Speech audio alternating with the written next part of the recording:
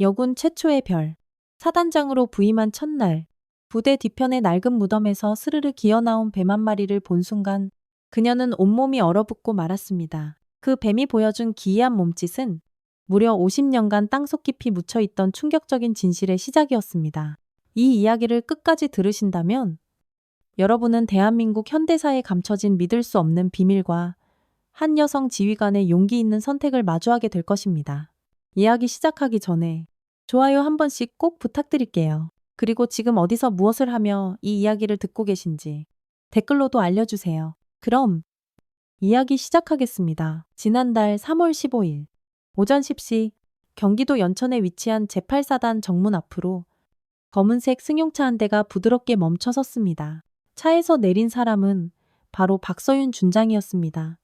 올해 55세 그녀는 대한민국 육군 역사상 최초로 별 계급장을 단 여성 지휘관이었습니다. 168cm의 당당한 키에 짧게 자른 머리, 그리고 날카로우면서도 따뜻함이 느껴지는 눈빛까지 박서윤 준장의 첫인상은 강인함 그 자체였습니다. 박서윤 준장님, 도착하셨습니다. 정문을 지키던 위병이 쩌렁쩌렁한 목소리로 외쳤습니다. 부대 전체가 새로운 사단장의 부임을 손꼽아 기다리고 있었죠. 특히 여군 최초의 별이라는 사실 때문에 모든 장병들의 관심이 뜨겁게 집중되어 있었습니다. 부임식이 열릴 대강당으로 향하는 길. 박서윤 준장은 부대 곳곳을 유심히 살폈습니다. 30년간 군 생활을 해온 그녀의 눈으로 볼 때 제8사단은 무척 잘 관리되고 있는 부대였습니다. 장병들의 표정도 밝았고 시설도 아주 깔끔했죠. 하지만 그녀의 마음을 무겁게 짓누르는 것은 바로 사단장이라는 막중한 책임감이었습니다. 2만 명이 넘는 장병들의 목숨을 책임져야 한다는 부담감. 그리고 여군 최초라는 타이틀이 주는 무게감이 그녀의 어깨를 짓눌렀습니다. 준장님, 이쪽으로 오시죠. 최진혁 참모 중령이 정중하게 그녀를 안내했습니다. 45세 그는 175cm 정도의 다부진 체격에 이 부대에서만 13년을 근무한 베테랑 참모였습니다. 얼굴에는 세월의 흔적이 엿보였지만 눈빛만은 여전히 총기가 넘쳤습니다. 부임식은 오전 11시 정각에 시작되었습니다. 대강당은 주요 간부들과 각 부대 대표 장병들로 가득 찼습니다. 박서윤 준장이 연단에 오르자 우레와 같은 박수 소리가 터져 나왔습니다. 제8사단 장병, 여러분, 오늘부터 여러분과 함께하게 된 박서윤입니다. 그녀의 목소리는 힘이 있었습니다. 마이크가 없어도 대강당 구석구석까지 선명하게 울려 퍼졌죠. 저는 여군 최초의 별이라는 타이틀보다 여러분과 함께 땀 흘리고 함께 고민하는 동료가 되고 싶습니다. 제8사단의 빛나는 명예와 전통을 이어 더 강하고 더 따뜻한 부대를 만들어 가겠습니다. 짧지만 강렬한 취임사가 끝나자 다시 한번 뜨거운 박수가 터져 나왔습니다. 장병들의 표정에서 새로운 지휘관에 대한 기대감을 역력히 읽을 수 있었습니다. 부임식을 마친 후 오후 1시 박서윤 준장은 부대 시설을 둘러보기 위해 나섰습니다. 생활관부터 급식소, 훈련장까지 주요 시설들을 차례로 꼼꼼히 점검했죠. 각 부서 간부들이 상세한 설명을 덧붙였고 그녀는 메모를 하며 경청했습니다. 부대 규모가 상당하군요. 관리하기가 만만치 않겠어요? 네, 맞습니다. 하지만 간부들이 모두 베테랑들이라 큰 문제 없이 잘 돌아가고 있습니다. 최 참모가 자신감 있게 대답했습니다. 시설 점검이 거의 끝나갈 무렵인 오후 3시 30분경 최 참모가 조심스럽게 말을 꺼냈습니다. 준장님, 마지막으로 부대 뒤편에 보여드리고 싶은 곳이 한 군데 있습니다. 어떤 곳이죠? 무명용사의 묘입니다. 역대 사단장님들께서 부임하시면 가장 먼저 참배를 드리는 것이 저희 부대의 오랜 전통입니다. 박서윤 준장은 고개를 끄덕였습니다. 군인으로서 먼저 간 선배들을 기리는 것은 당연한 도리였으니까요. 두 사람은 부대 뒤편으로 향했습니다. 부대 본부에서 500m쯤 떨어진 곳에 작은 언덕이 하나 있었습니다. 소나무 몇 그루가 멋스럽게 서 있는 아담한 언덕. 주변은 새소리만 들릴 뿐 무척이나 조용하고 평화로웠습니다. 언덕 중턱에 소박한 묘비 하나가 서 있었습니다. 높이 1m 정도 되는 화강한 비석에는 무명용사의 묘라고만 새겨져 있었죠. 글씨체는 예스럽고 기품이 있었지만 세월의 흔적으로 희미해져 있었습니다. 묘비 앞에는 시든 국화 몇 송이가 놓여 있었고 향로에는 제가 남아 있어 누군가 최근에 다녀간 듯 했습니다. 언제부터 여기에 계신 분이죠? 박서윤 준장이 묘비를 바라보며 물었습니다. 비석에는 이름도, 생년월일도, 부대명도 아무것도 새겨져 있지 않았습니다. 오직 무명용사의 묘라는 6글자 뿐이었습니다. 정확한 기록은 없습니다만 제가 알기로는 1980년경부터 있었다고 들었습니다. 최참모가 신중하게 대답했습니다. 그럼 벌써 40년이 훌쩍 넘었군요. 어떤 분인지 알려진 바는 전혀 없습니까? 네. 아무도 모릅니다. 다만 이 부대 선배님들로부터 나라를 위해 희생하신 이름 없는 군인이라고만 전해 내려오고 있습니다. 가족들은요, 그건 역시 알 수 없습니다. 다만 매년 현충일과 추석이 되면 누군가 조용히 다녀가는 것 같습니다. 이렇게 꽃이 새로 놓여 있거나 향을 피운 흔적이 발견되곤 하거든요. 박서윤 준장은 묘비를 가만히 쓸어보았습니다. 전쟁의 상처가 깊었던 시절, 이름도 남기지 못한 채 쓰러져간 수많은 영웅들을 떠올렸습니다. 그런 분들의 숭고한 희생이 있었기에 지금의 우리가 있는 것이겠지요. 한배를 드리겠습니다. 박서윤 준장은 군모를 벗고 묘비 앞에 정중히 무릎을 꿇었습니다. 그리고 두 눈을 감고 묵념을 올리기 시작했습니다. 이름도 얼굴도 모르는 선배님, 고맙습니다. 당신의 희생을 결코 헛되이 하지 않겠습니다. 마음속으로 예를 올리며 고개를 숙였습니다. 그때 3월의 따스한 바람이 불어와 소나무 잎사귀들을 바스락 스치고 지나갔습니다. 마치 무명 용사가 대답이라도 하는 것 같았습니다. 바로 그 순간이었습니다. 으악! 뒤에 서 있던 최참모가 갑자기 기겁하며 비명을 질렀습니다.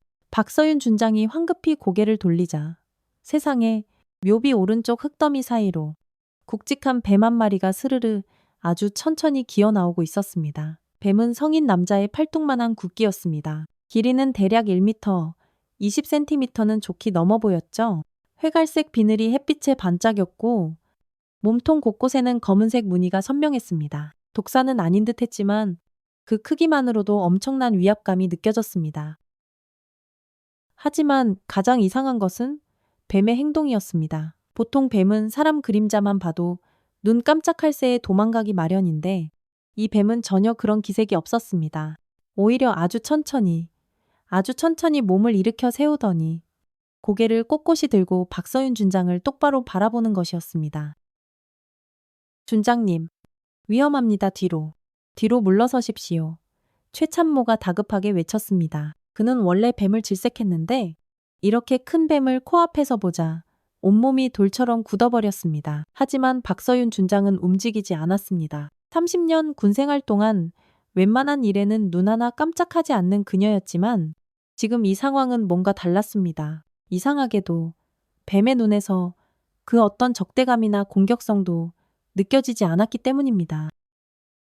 뱀은 약 10초간 박서윤 준장을 그저 빤히 바라보았습니다.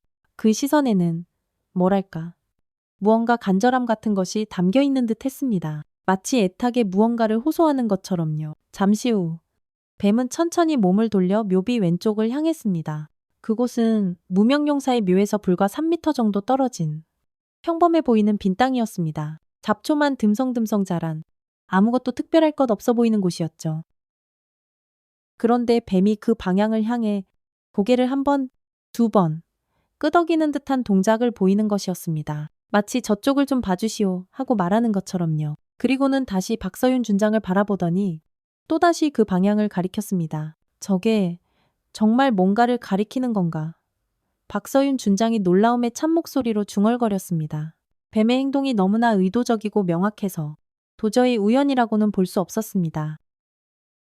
뱀이 가리키는 곳을 자세히 보니 몇 가지 이상한 점들이 눈에 띄기 시작했습니다. 우선 그 부분에 흙이 다른 곳보다 미세하게 꺼져 있었습니다. 그리고 주변의 풀들도 다른 곳과는 달리 유독 누렇게 시들어 있었죠. 흙의 색깔도 미묘하게 달랐습니다. 다른 곳은 진한 갈색인데 그곳만 희미하게 회색빛이 돌았습니다. 뱀은 약 1분 동안 계속해서 그 방향을 가리켰습니다. 그리고는 다시 한번 박서윤 준장을 바라보더니 조용히 고개를 끄덕였습니다. 마치 알아들었소 하고 묻는 것처럼요. 그러고는 천천히 아주 천천히 뒤돌아서더니 풀숲 속으로 유유히 사라졌습니다. 허둥지둥 도망가는 것이 아니라 마치 할 일을 다 마쳤다는 듯 여유롭게 사라지는 모습이었습니다. 뱀이 사라진 후에도 두 사람은 한동안 아무 말도 하지 못했습니다. 지금껏 단 한 번도 경험해 본 적 없는 너무나 신기하고 기이한 일이었기 때문입니다.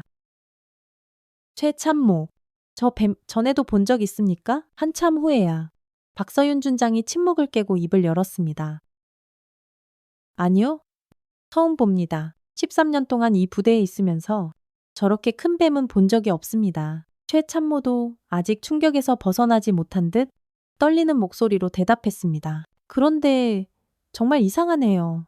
보통 뱀은 사람만 봐도 혼비백산에서 도망가는데 저 뱀은 네, 마치 우리에게 무언가를 말하려는 것 같았습니다.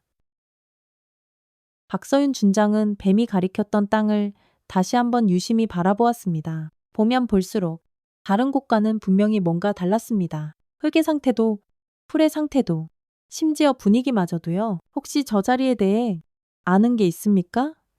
글쎄요. 특별한 건 없는 것 같은데 최참모가 고개를 갸우뚱했습니다. 아, 하지만 생각해보니 예전에 선배 참모님께서 하신 말씀이 어렴풋이 기억납니다. 어떤 말씀이었죠? 이 부대에 오신 지 얼마 안 됐을 때 무명용사의 묘 주변에서 가끔 이상한 일들이 일어난다고 그러셨습니다. 이상한 일이라면요. 정확히는 말씀 안 해주셨는데 그냥 뭔가 석연치 않은 기운이 느껴진다고만 하셨어요.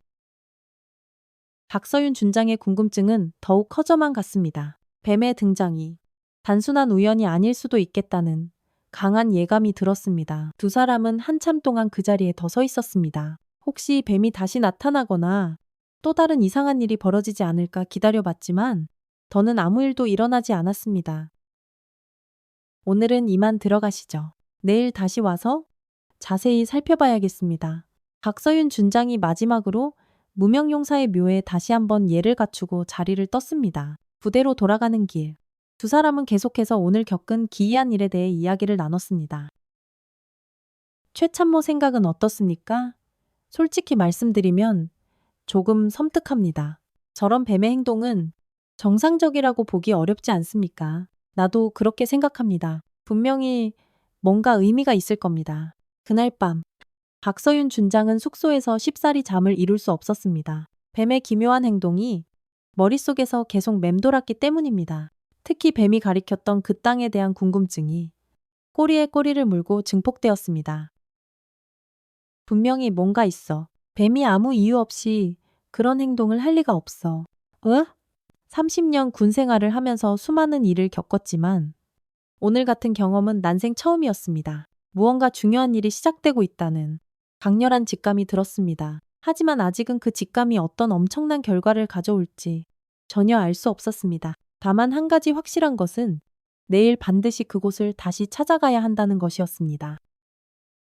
밤이 깊어갈수록 박서윤 준장의 마음속에는 묘한 예감이 더욱 짙게 자리 잡았습니다. 무언가 큰일이, 그것도 상상조차 하지 못했던 거대한 비밀이 그녀를 기다리고 있을 것만 같은 예감이었습니다. 다음 날 오전 8시, 박서윤 준장은 일찌감치 사무실에 나와 업무를 시작했습니다. 하지만 좀처럼 집중이 되질 않았습니다. 자꾸만 어제 봄뱀의 기이한 모습이 눈앞에 아른거렸기 때문입니다. 정말 단순한 우연이었을까? 서류를 보면서도 머릿속은 온통 그 생각뿐이었습니다. 특히 뱀이 가리켰던 그 땅이 자꾸만 마음에 걸렸습니다. 오전 9시 30분. 최 참모가 보고를 위해 들어왔습니다. 준장님, 오늘 일정 보고 드리겠습니다. 아, 네. 그런데 최 참모, 혹시 어제 일 때문에 잠 못 이룬 건 아닙니까? 박서윤 준장이 먼저 물었습니다. 최 참모의 얼굴에도 피곤한 기색이 역력했죠. 솔직히 말씀드리면, 네. 밤새 그 뱀 생각이 나서 뒤척였습니다. 나도 마찬가지예요. 자꾸만 신경이 쓰여서. 두 사람은 서로를 바라보며 쓴웃음을 지었습니다. 어른둘이 고작 뱀 한 마리 때문에 이렇게까지 신경을 쓴다는 게 우습기도 했지만 한편으로는 그만큼 심상치 않은 일이라는 뜻이기도 했습니다. 최참모, 점심시간에 다시 그곳에 가보는 게 어떨까요? 좋은 생각이십니다. 준장님, 저도 마침 그 말씀을 드리려던 참이었습니다. 오전 업무를 마친 후 정오가 되자 두 사람은 다시 무명용사의 묘로 향했습니다. 어제보다 더 자세히 꼼꼼히 살펴보기 위해서였습니다. 혹시 또 나타날까요? 최 참모가 조심스럽게 물었습니다. 글쎄요. 하지만 어제 그 자리를 오늘 제대로 조사해보고 싶습니다. 무명용사의 묘에 도착했을 때는 낮 12시 15분이었습니다. 어제와 마찬가지로 조용하고 평화로운 분위기였죠. 묘비 앞에는 어제와 달리 싱싱한 국화꽃이 놓여 있었습니다. 누가 꽃을 가져다 놨네요. 아, 그건 제가 오늘 아침 일찍 가져다 놓았습니다. 어제 준장님께서 참배하시는 걸 보고 저도 예를 갖춰야겠다 싶어서요. 최 참모의 세심한 마음에 박서윤 준장은 고마움을 느꼈습니다. 두 사람은 먼저 어제 뱀이 나타났던 자리를 자세히 살피기 시작했습니다. 묘비 오른쪽 흙더미를 조심스럽게 헤쳐보니 실제로 뱀이 나올 법한 작은 굴이 있었습니다. 여기 보세요. 구멍이 생각보다 꽤 깊습니다. 박서윤 준장이 손전등을 비춰보니 구멍은 어둡고 깊었지만 더 이상 뱀의 흔적은 보이지 않았습니다. 자, 이제 어제 그 뱀이 가리켰던 곳을 살펴봅시다. 두 사람은 묘비에서 3미터 떨어진 빈 땅으로 이동했습니다. 어제보다 더 자세히 관찰하자 이상한 점들이 더 많이 눈에 띄었습니다. 여기 흙이 정말 다르네요. 박서윤 준장이 무릎을 꿇고 흙을 직접 만져보았습니다. 다른 곳의 흙은 단단하고 축축한데 유독 이곳만은 푸석푸석하고 바싹 말라 있었습니다. 그리고 이 풀들 좀 보세요. 완전히 말라 죽어가고 있습니다. 반경 2미터 정도의 원형 지역에 자라고 있는 풀들이 모두 생기 없이 누렇게 시들어 있었습니다. 바로 옆에 풀들은 싱싱한 초록빛인데 이곳만 완전히 달랐습니다. 뿌리가 검게 썩어가는 것 같습니다.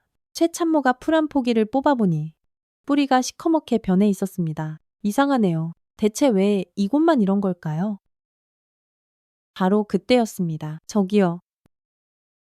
뒤편에서 누군가 부르는 소리가 들렸습니다. 두 사람이 돌아보니 부대 뒤편 철조망 너머로 할머니 한 분이 서 계셨습니다. 연세는 여든은 좋게 넘어 보였습니다. 등이 약간 굽었지만 목소리는 무척 또렷했습니다. 손에는 작은 보따리를 들고 계셨죠. 네, 그렇습니다. 어르신, 무슨 일이십니까? 박서윤 준장이 철조망 쪽으로 다가가며 정중하게 물었습니다. 저기, 그 무덤에서 또 뱀이 나왔소. 할머니의 갑작스러운 질문에 두 사람은 숨을 헙 들이켰습니다.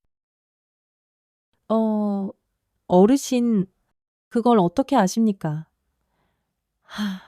아이고, 역시 그렇구먼. 또 나타났어. 그놈이 할머니는 깊은 한숨을 내쉬며 고개를 저었습니다. 어르신 혹시 이 일에 대해 무언가 아시는 게 있습니까? 박서윤 준장이 다급하게 물었습니다. 아는 게 있긴 하지. 하지만 여긴 이야기하기가 좀 그렇구먼. 잠깐만 기다려 보시오.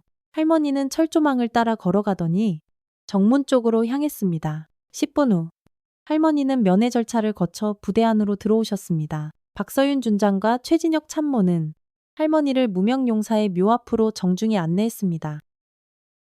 할머니, 성함이 어떻게 되시는지요? 김정숙이라고 하오. 올해 80이고 이 근처에서 평생을 살았지. 김정숙 할머니는 묘비를 한참 바라보더니 깊은 한숨을 다시 한번 내쉬었습니다. 이 무덤에 대해 아시는 게 있으신가요?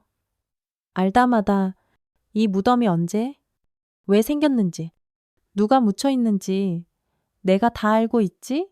할머니의 말에 두 사람의 눈이 휘둥그레졌습니다. 정말이십니까? 그럼 무명용사가 아니란 말씀이십니까?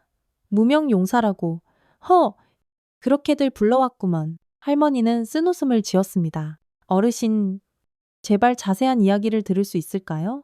박서윤 준장이 간절하게 부탁했습니다. 그러려고 왔소. 하지만 그 전에 뱀이 가리켰다는 곳부터 좀 봐야겠구먼. 할머니는 지팡이를 짚고 뱀이 가리켰던 빈 땅으로 천천히 걸어갔습니다. 그리고는 그 자리를 한참 동안 말없이 바라보더니 다시 한번 깊은 한숨을 내쉬었습니다. 역시 그렇네. 저 아래였어. 저 아래라니요. 저 땅 밑에 사람이 묻혀 있어. 그것도 여러 명이 벼락이라도 맞은 듯한 충격적인 말이었습니다. 여러 명이라고요. 그렇다마다 그것도 아주 많이. 할머니는 품에서 낡은 보따리를 풀어 빛바랜 사진 몇 장을 꺼냈습니다. 이 사진들 좀 보시오. 첫 번째 사진에는 젊은 남성 10여 명이 어깨를 맞대고 서 있었습니다. 모두 평범한 농부 차림이었고 표정은 하나같이 어두웠습니다. 이분들은 누구십니까? 우리 마을 사람들이요. 1979년에 하루아침에 모두 사라져버린 사람들이지. 1979년이라고요? 최참모가 놀라되물었습니다. 그렇소. 정확히는 1979년 5월이었지. 김정숙 할머니는 두 번째 사진을 보여주었습니다. 이번에는 여성들과 아이들의 사진이었습니다. 이분들도 함께해요. 그렇다마다 그날 밤 한꺼번에 46명이 사라졌소. 46명이요. 한꺼번에요. 박서윤 준장이 믿을 수 없다는 듯 물었습니다. 그날 밤 군인들이 들이닥쳐서 마을 사람들을 몽땅 끌고 갔지. 그리고는 아무도 돌아오지 않았소. 할머니의 목소리가 가늘게 떨렸습니다. 그런데 어르신은 어떻게? 나는 그날 마침 딸네 집에가 있었소. 다음날 아침에 돌아와 보니 마을이 텅 비어 있더군. 그럼 이분들이 여기에. 그래. 처음에는 나도 몰랐소. 하지만 몇 년 뒤에 이곳에 저 무덤이 생기고 그 뒤부터 계속해서 이상한 일들이 일어났지? 어떤 이상한 일들을 말씀이십니까? 뱀이 나타나는 것도 그중 하나요. 처음엔 1년에 한두 번 나타나더니 요즘 들어서는 부쩍 더 자주 나타나는 것 같더군. 최 참모가 의아한 표정으로 물었습니다. 그런데 왜 지금까지 신고를 안 하셨습니까? 신고를 왜 안 했겠소 했지.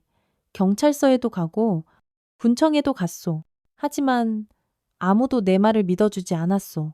오히려 미친 노인네 취급하며 이상한 소리 하지 말라고 윽박지르더군. 할머니는 세 번째 사진을 꺼냈습니다. 이번에는 군인들의 사진이었습니다.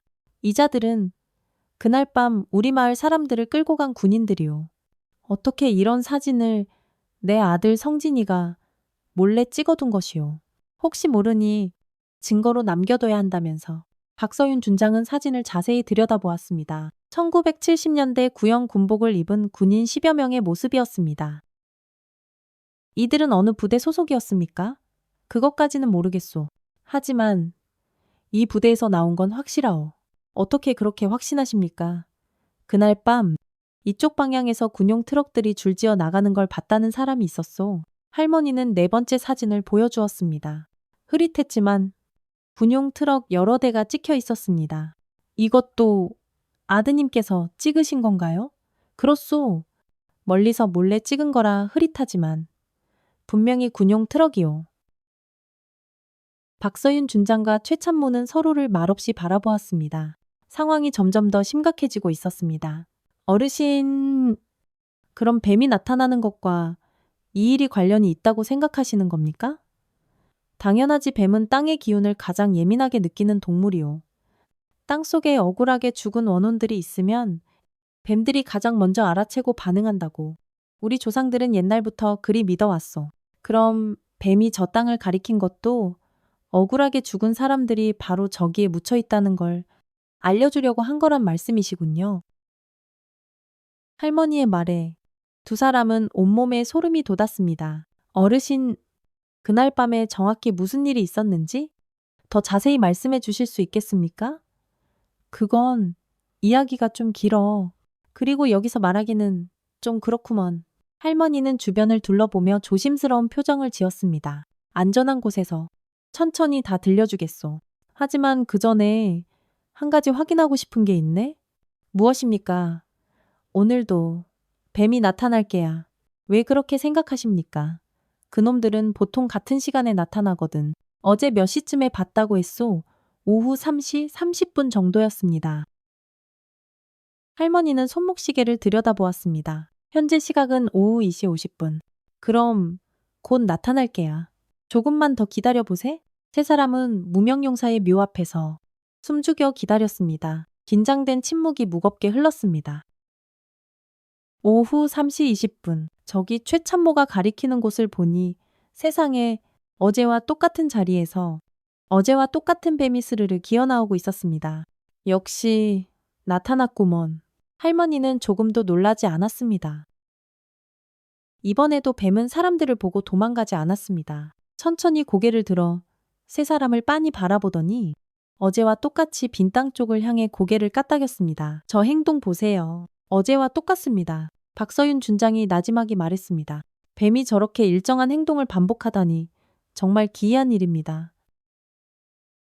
뱀은 약 1분간 그 방향을 가리키고 있다가 다시 세 사람을 한번 쳐다보고는 조용히 풀숲으로 사라졌습니다. 이제 믿겠소. 저 뱀은 분명히 우리에게 무언가를 알려주려고 하는 것이오.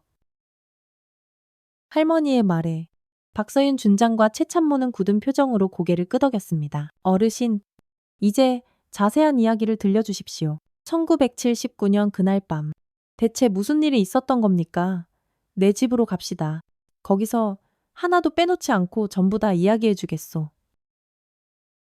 세 사람은 무명용사의 묘를 등지고 돌아섰습니다. 하지만 뒤돌아보는 박서윤 준장의 마음속에는 하나의 확신이 생겨나고 있었습니다. 분명히 저 땅 밑에 무언가 있어? 그리고 그것은 우리가 반드시 밝혀내야만 하는 진실이야. 무려 50년 전에 억울하게 묻힌 비밀이 드디어 세상에 그 모습을 드러낼 때가 온 것 같았습니다. 김정숙 할머니의 집은 부대에서 걸어서 15분 거리에 있는 아담한 한옥이었습니다. 마당에는 오래된 감나무와 대추나무가 서 있었고 툇마루에서는 늙은 고양이 한 마리가 꾸벅꾸벅 졸고 있었습니다. 자, 어서들 들어오시오. 하나 한잔하면서 이야기합시다. 할머니는 두 사람을 안방으로 안내했습니다. 방 안에는 손때 묻은 옛날 가구들이 정갈하게 놓여 있었고 한쪽 벽면에는 빛바랜 흑백 사진들이 가득 걸려 있었습니다.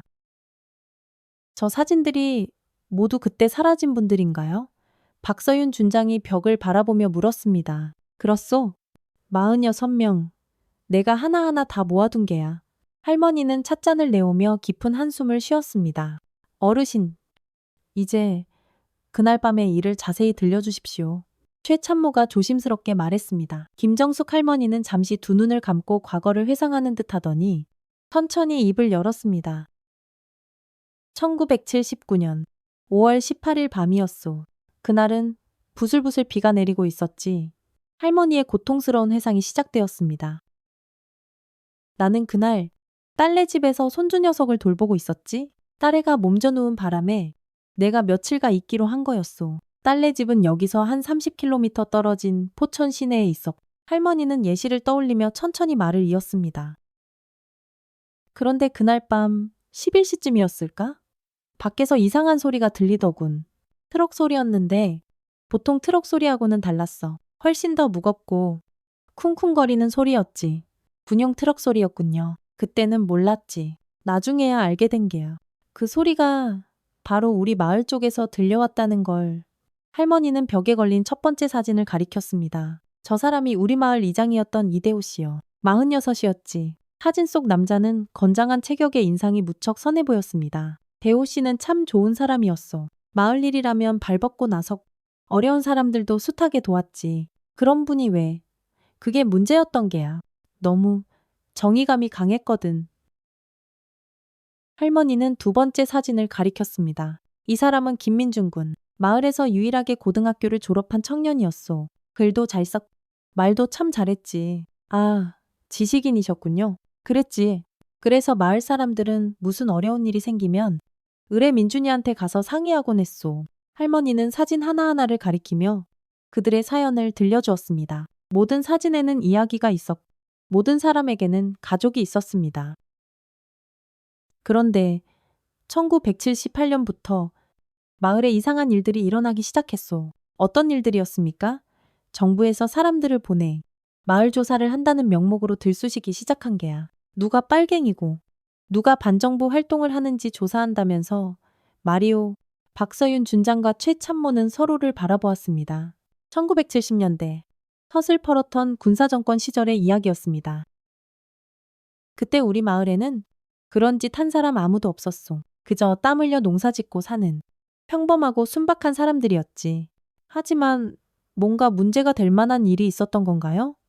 문제라면 이장인 대호 씨가 마을 사람들 권익을 지키려고 군청에 진정서를 몇 번 낸 적이 있어. 어떤 진정서였습니까? 농지 수용 문제였지? 정부에서 이 지역에 군사시설을 확장한다면서 농지를 헐값에 강제로 수용하려고 했거든. 보상금도 턱없이 부족했. 할머니는 서랍에서 누렇게 변한 종이 한 장을 꺼냈습니다. 이게 그때 대호 씨가 썼던 진정서 사본이요. 박서윤 준장이 종이를 받아 읽어보니 정중하면서도 논리적으로 마을 사람들의 억울한 사정을 호소하는 내용이 담겨 있었습니다. 이 정도 내용으로는 문제가 될 것 같지 않은데요. 우리도 그렇게 생각했소. 하지만 당시 분위기가 워낙 살벌했지 않소. 조금만 정부 정책에 반대하는 소리를 내도 빨갱이로 몰아붙이던 시절이었으니. 최참모가 무겁게 고개를 끄덕였습니다. 그 시대를 직접 겪지는 못했지만 부모님 세대로부터 들어온 이야기들이 있었기 때문입니다. 그래서 1978년 겨울부터 마을에 자꾸 이상한 사람들이 드나들기 시작했소. 어떤 사람들이었습니까? 정체를 알 수 없는 사내들이었지? 마을 사람들에게 이것저것 캐묻고 누가 어떤 말을 했는지, 누구랑 친한지 뒷조사를 하고 다녔소. 할머니는 세 번째 사진을 보여주었습니다. 양복을 입은 중년 남성 둘이 굳은 표정으로 서 있는 사진이었습니다. 이자들이 그때 온 조사관들이요. 어떻게 이런 사진이 내 아들 성진이가 몰래 찍어둔 게야. 혹시 모르니 증거를 남겨둬야 한다면서 아드님 성진 씨는 지금 어디에 계십니까? 할머니의 표정이 순식간에 어두워졌습니다. 성진이도 그날 밤 함께 사라졌소. 충격적인 말이었습니다. 아드님까지. 그래, 26. 꽃다운 나이였지? 장가도 못 가고. 할머니의 목소리가 파르르 떨렸습니다. 박서윤 준장이 할머니의 거친 손을 가만히 잡았습니다. 어르신, 괜찮으시면 계속 말씀해 주십시오. 할머니는 눈가를 훔치고 이야기를 계속했습니다. 1979년 봄부터는 상황이 더 나빠졌소. 조사관들이 아예 대놓고 마을 사람들을 하나씩 불러다 취조를 하기 시작했지. 어떤 내용의 취조였습니까? 주로 이장인 대호 씨나 똑똑했던 민준이에 대한 것들이었소. 그 사람들이 평소에 무슨 말을 했는지, 누구를 만났는지, 심지어 어떤 책을 읽었는지까지 책까지 조사했다고요? 그래. 민준이가 책을 좀 많이 읽는 편이었는데 그것마저 문제가 됐던 게야. 할머니는 네 번째 사진을 꺼냈습니다. 젊은 청년이 책을 들고 수줍게 웃고 있는 사진이었습니다. 이게 민준이요. 참 공부를 좋아했지. 주로 어떤 책들을 읽으셨습니까? 역사책, 철학책, 그런 것들이었소. 딱히 금서 같은 건 아니었는데. 최 참모가 의아한 표정을 지었습니다. 그 정도로 문제가 될까요? 당시에는 뭐든지 꼬투리를 잡으면 문제가 됐소. 생각하는 사람, 질문하는 사람, 그런 사람들은 모두 위험한 존재로 여겨졌으니까 할머니는 다섯 번째 사진을 보여주었습니다. 낡은 가족 사진이었습니다. 이게 내 가족이요. 남편, 아들 성진이, 그리고 며느리와 손주, 며느님과 손주까지요. 그래, 돌도 안 된 내 손주 녀석까지 함께 사라졌소. 너무나 참혹한 이야기였습니다. 박서윤 준장은 가슴속에서 뜨거운 분노가 치밀어 오르는 것을 느꼈습니다. 무고한 민간인들, 심지어 갓난아기까지 이런 끔찍한 일을 당했다는 것이 도저히 믿어지지 않았습니다. 어르신, 그날 밤 1979년 5월 18일 밤에 정확히 무슨 일이 일어난 겁니까? 할머니는 깊은 숨을 내쉬고 가장 고통스러운 기억의 조각을 꺼내기 시작했습니다. 5월 18일 저녁 마을에 있던 이웃에게서 급한 전화가 한 통 걸려왔소. 할머니는 손을 떨며 말했습니다. 마을 곳곳에 시커먼 군인들이 나타났다는 거였소. 완전 무장을 하고 집집마다 문을 부수고 들어가 사람들을 개끌듯 끌어내고 있다고. 완전 무장이라고요. 그렇다마다 총도 들고 철모도 쓰고 꼭 전쟁이라도 난 것처럼 말이오. 최 참모가 믿을 수 없다는 표정으로 물었습니다. 그런데 대체 왜 군인들이 민간인을 끌고 간 겁니까? 나중에야 알게 된 건데 위에서 명령이 내려왔던 게야. 이름하여 빨갱이 소탕 작전이라고. 빨갱이 소탕 작전이라니요. 박서윤 준장이 경악했습니다. 그래, 우리 마을 사람들을 모조리 빨갱이로 몰아서 제거하라는 명령이었던 게야. 할머니는 6번째 사진을 꺼냈습니다. 흐릿하지만 군용 트럭들이 보이는 사진이었습니다. 이게 그날 밤 내 아들 성진이가 마지막으로 찍은 사진이요. 사진을 자세히 보니 트럭 여러 대에 가마을 입구에 서 있고 군인들이 공포에 질린 사람들을 짐짝처럼 트럭에 싣는 모습이 희미하게 보였습니다. 성진 씨가 어떻게 이런 사진을 찍을 수 있었죠? 집 뒤쪽 언덕에 숨어서 찍은 게야. 마지막까지 증거를 남기려고 애썼던 거지. 할머니의 목소리가 더욱 가늘게 떨렸습니다. 그리고 이 편지도 남겼어. 할머니는 품에서 아주 낡은 편지 한 통을 꺼냈습니다. 성진이가 마지막으로 써서 이웃집 처마 밑에 숨겨둔 게야. 나중에 내가 찾아 박서윤 준장이 떨리는 손으로 편지를 받아 읽기 시작했습니다. 어머니께, 어머니, 이 편지를 읽고 계시다면 저는 이미 이 세상 사람이 아닐 겁니다. 지금 마을에 군인들이 들이닥쳐 사람들을 모두 잡아가고 있습니다. 이장님부터 시작해서 남자들은 물론 여자들과 아이들까지 모두 트럭에 태우고 있습니다. 저희가 무슨 잘못을 했는지 모르겠지만 아마 모두 죽게 될 것 같습니다. 어머니, 부디 저희를 잊지 말아주세요. 언젠가는 진실이 밝혀질 날이 올 거라고 믿습니다. 사랑하는 어머니, 부디 건강하세요. 아들 성진 올림. 편지를 읽는 동안 방 안에는 무거운 정적만이 흘렀습니다. 박서윤 준장의 눈에도 뜨거운 눈물이 맺혔습니다. 이 편지가 성진 씨의 마지막 메시지였군요. 그래, 26 내 아들이 죽음을 앞두고 쓴 마지막 편지였소. 최참모도 숙연한 표정으로 고개를 떨궜습니다. 그럼 마을 사람들은 그날 밤에 모두, 그래, 46명 모두 그날 밤에 죽었소. 남자, 여자, 늙은이, 아이, 할 것 없이. 할머니는 7번째 사진을 보여주었습니다. 천진난만하게 웃고 있는 아이들의 사진이었습니다. 제일 어린 아이가 돌도 채 안 된 갓난아기였소. 제일 나이 많은 분은 78살 먹은 할아버지였고 그런 분들을 대체 왜 죄가 없었소. 정말로 아무 죄도 없었소. 할머니는 결국 참았던 울음을 터뜨리기 시작했습니다. 박서윤 준장이 할머니를 부축했습니다.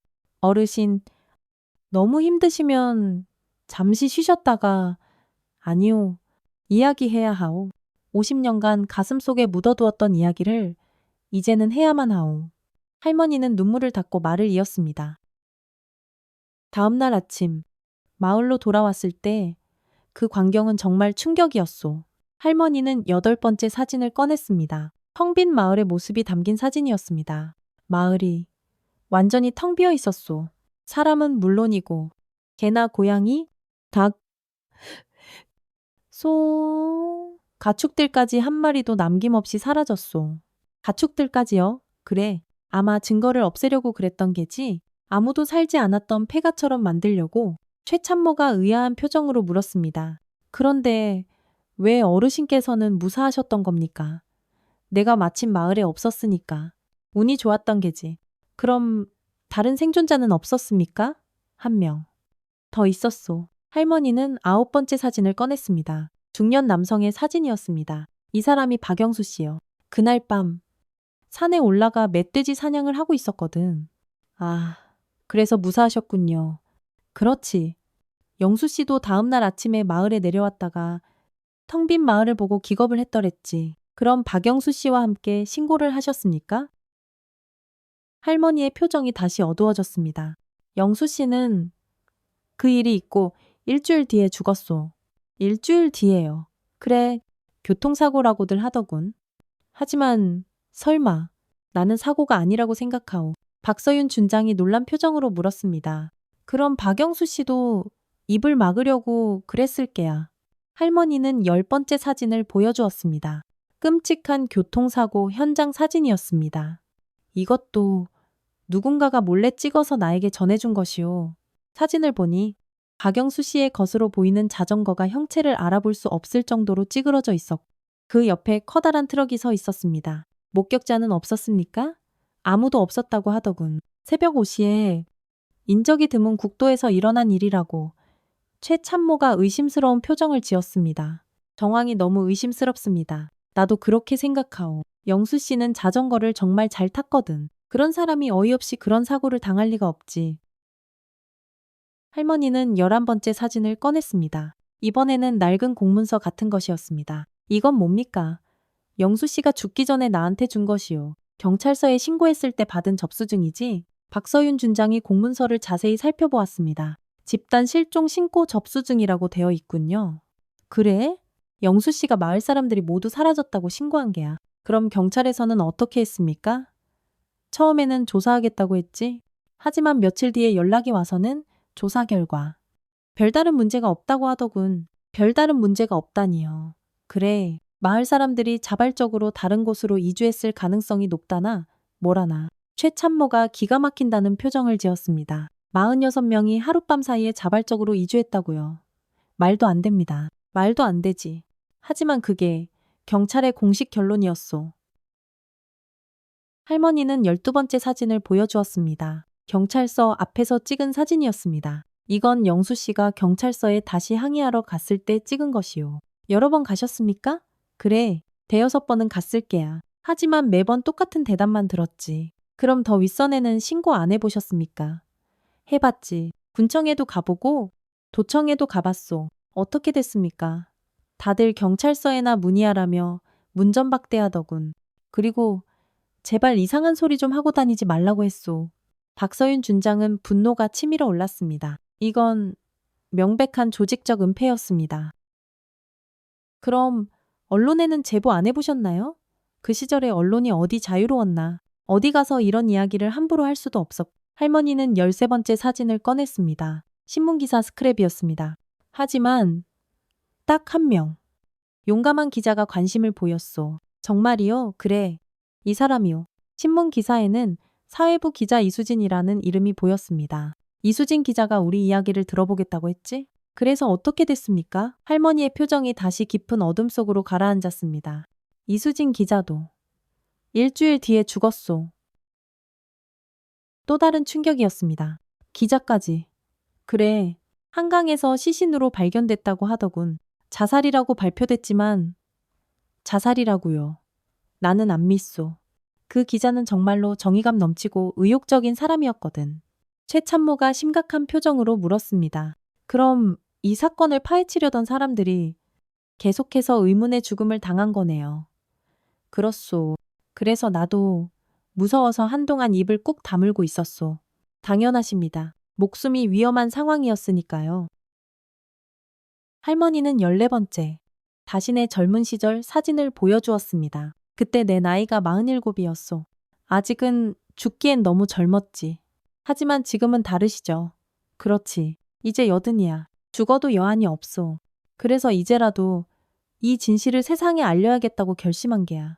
박서윤 준장이 할머니의 손을 다시 한번 굳게 잡았습니다. 어르신, 정말 용감하십니다.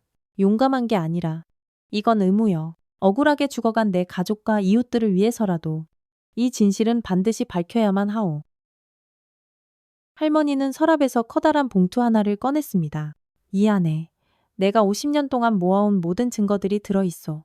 봉투 안에는 사진과 편지, 낡은 문서들이 가득 들어 있었습니다. 50년이라는 긴 세월 동안 할머니가 하나씩 목숨을 걸고 모아온 피눈물, 어린 증거들이었습니다. 박서윤 준장이 자료들을 하나씩 살펴보기 시작했습니다. 첫 번째는 그날 밤 군인들이 사용한 트럭의 번호판을 적어놓은 낡은 메모였습니다. 이 번호판은 어떻게 알아내셨습니까? 내 아들 성진이가 마지막 편지 뒷면에 적어둔 게야. 다행히 글씨를 알아볼 수 있었소. 두 번째는 그날 밤 작전에 참여했던 군인들의 이름 목록이었습니다. 이 이름들은요, 나중에 아름아름 들은 게야. 일부 군인들이 술에 취해 자기들끼리 떠들다가 그걸 들은 사람이 있었던 게지? 세 번째는 당시 이 지역을 담당했던 부대의 조직도였습니다. 이건 어떻게 구하셨습니까? 여러 경로를 통해서 시간이 아주 오래 걸렸지만 결국 구해냈소. 최 참모가 조직도를 보더니 숨을 헙 들이마셨습니다. 이건 우리 부대입니다. 그렇소? 바로 여러분. 제8사단 소속 군인들이 저지른 짓이오. 기가 막힌 사실이었습니다. 그럼 우리 부대가 그래? 제8사단 소속 군인들이 우리 마을 사람 46명을 죽인 거요. 박서윤 준장은 머리가 핑 도는 것 같았습니다. 자신이 지금 지휘하고 있는 이 부대가 과거에 이토록 끔찍한 일을 저질렀다는 사실이 도저히 믿기지 않았습니다. 어르신, 확실한 겁니까? 확실하오. 증거가 더 있소. 할머니는 네 번째 자료를 꺼냈습니다. 군용 물품들의 사진이었습니다. 이건 뭡니까? 사건 며칠 후에 마을 근처 야산에서 발견된 것들이요. 사진에는 낡은 구나, 찢어진 군복 조각, 그리고 녹슨 탄피 등이 보였습니다. 이것들을 누가 찾았습니까? 죽은 영수 씨와 내가 함께 찾은 게야. 어디서 찾으셨습니까? 마을에서 2km쯤 떨어진 야산에서. 할머니는 지도를 펼쳐서 정확한 위치를 손가락으로 가리켰습니다. 바로 여기요? 박서윤 준장의 지도를 보니 그 위치는 현재 무명용사의 묘가 있는 곳과 아주 가까웠습니다. 이 위치가 그렇소. 뱀이 나타나는 그 무덤과 불과 1km도 채 떨어지지 않은 곳이요. 최참모가 다급하게 물었습니다. 그럼 마을 사람들이 그곳에서 내 생각엔 그렇소. 그곳으로 끌고 가서 모두 죽인 다음에 근처에 묻었을 게야. 할머니는 다섯 번째 자료를 보여주었습니다. 당시 현장을 손으로 그린 약도였습니다. 이건 영수 씨가 그린 게야. 스케치에는 트럭들이 정차한 위치, 군인들이 서 있던 자리, 마을 사람들이 모여 있던 장소 등이 자세히 그려져 있었습니다. 정말 자세하네요. 영수 씨가 그림 솜씨가 좀 있었거든. 여섯 번째 자료는 당시의 날씨 기록이었습니다. 날씨 기록까지, 그래, 그날 밤에 비가 왔다는 것 아주 중요한 증거가 될 수 있거든. 왜 그렇습니까? 비 때문에 땅에 흔적이 더 많이 남았을 게야. 발자국이나 타이어 자국 같은 것들 말이오. 일곱 번째 자료는 당시 이 지역의 인구조사 기록이었습니다. 이건 어디서 구하셨습니까? 면사무소에 아는 사람을 통해서 몰래 복사해 온 것이요. 기록을 보니 1978년까지는 마을에 46명이 거주하고 있었지만 1979년부터는 인구가 0명으로 기록되어 있었습니다. 공식 기록에서도 사람들이 사라진 게 확인되는군요. 그렇소. 하지만 전출로 처리되어 있더군. 전출이라고요. 그래, 모두 다른 지역으로 이사 갔다고. 그렇게 기록되어 있소. 최참모가 어이없다는 표정을 지었습니다. 하지만 실제로는 어디로도 이사 가지 않았죠. 당연하지. 죽었으니까. 여덟 번째 자료는 당시 부대 내부 문서였습니다. 이건 정말 놀라운데요. 어떻게 구하셨습니까? 그건 좀 복잡한 이야기요. 할머니는 잠시 망설이더니 이야기를 계속했습니다. 사실 그때 작전에 참여했던 군인 중에 한 명이 나중에 양심의 가책을 느끼고 나를 찾아왔었소. 정말이요. 그래, 그 사람이 이 문서를 나에게 가져다 주었지. 무고한 사람들을 죽인 죄책감 때문에 평생을 괴로워했더군. 아홉 번째 자료는 바로 그 군인이 썼다는 자필 증언서였습니다. 박서윤 준장이 떨리는 목소리로 증언서를 읽기 시작했습니다. 나는 당시 제8사단 소속 이등병 김진우였. 1979년 5월 18일 밤. 우리는 상부의 명령에 따라 빨갱이 소탕 작전이라는 이름의 특별 작전에 투입되었다. 우리가 받은 명령은 단순했다.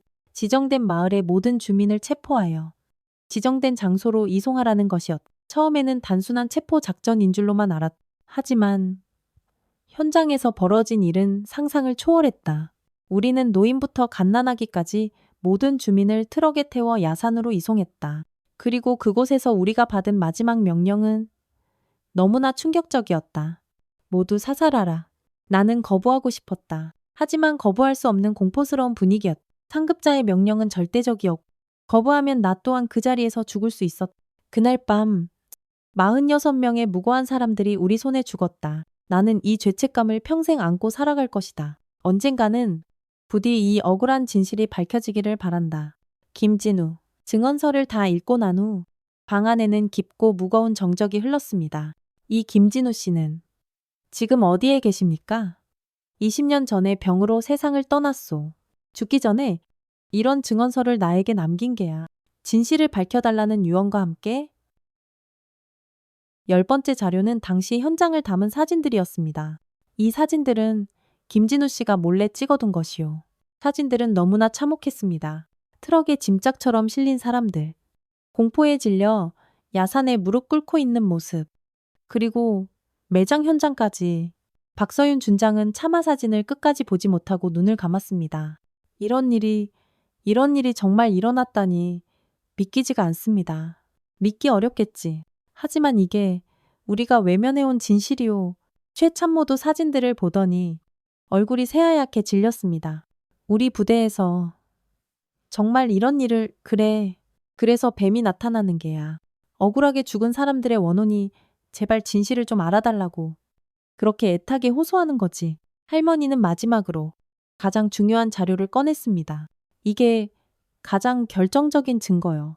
그것은 바로 당시의 작전 명령서 원본이었습니다. 작전 명령서라고요. 그렇소. 누가 이 끔찍한 학살을 지시했는지 알 수 있는 문서지.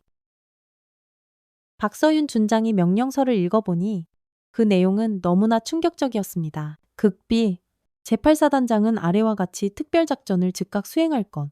2.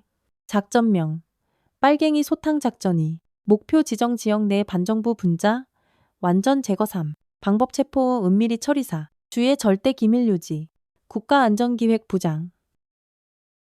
국가안전기획부.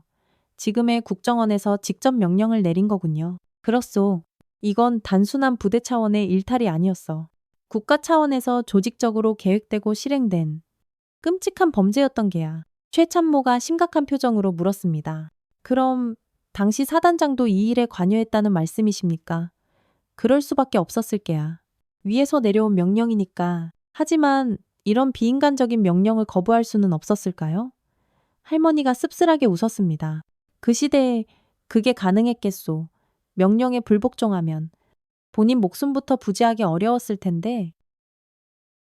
박서윤 준장은 복잡한 심경에 휩싸였습니다. 분명히 천인공노할 잘못이었지만 서슬퍼렇던 군사정권 시절 일개 군인이 국가 최고 권력기관의 명령에 저항하기는 불가능에 가까웠을 것입니다. 어르신, 그럼 이 모든 자료를 왜 지금까지 공개하지 않으셨습니까? 누가 믿어주겠소? 그리고 아직도 이 일은 위험하오. 지금도 위험하다고요. 그렇다마다 이 일에 관련된 놈들 중에 아직도 뻔뻔하게 살아있는 자들이 있거든? 할머니는 마지막 자료를 보여주었습니다. 당시 관련자들의 명단이었습니다. 이 사람들이 아직 살아있습니까? 일부는 그렇지. 그리고 지금도 아주 높은 자리에 앉아있는 놈들도 있어. 최 참모가 놀란 표정으로 물었습니다. 높은 자리라고요? 그래. 정치계, 군 고위층, 전직 관료들. 이 사건을 은폐하는 데 앞장섰던 놈들이 아직도 사회 곳곳에 따리를 틀고 있어. 그래서 지금까지 진실이 밝혀지지 않았던 거군요. 맞소. 하지만 이제는 다를 게야. 할머니가 박서윤 준장의 눈을 똑바로 바라보며 말했습니다. 준장님 같은 분이 나타났으니까 저요. 그래. 불의를 보고 참지 못하는 정의감과 용기를 가진 분이 말이오. 박서윤 준장은 어깨에 놓인 무거운 책임감을 느꼈습니다. 어르신, 이 모든 자료를 저에게 맡기시는 겁니까? 그렇소. 준장님이라면 반드시 이 억울한 진실을 밝혀내실 수 있을 거라고 믿소. 하지만 쉽지 않을 게야. 저항도 만만치 않을 것이고. 그래도 해야만 합니다. 억울하게 돌아가신 분들을 위해서라도요. 최 참모가 걱정스러운 표정으로 말했습니다. 준장님, 정말 위험할 수도 있습니다. 알아. 하지만 군인으로서 마땅히 해야 할 일이라고 생각하네. 할머니가 박서윤 준장의 손을 뜨겁게 잡았습니다. 고맙소. 정말 고맙소. 준장. 아닙니다. 어르신, 당연한 일을 하는 것뿐입니다.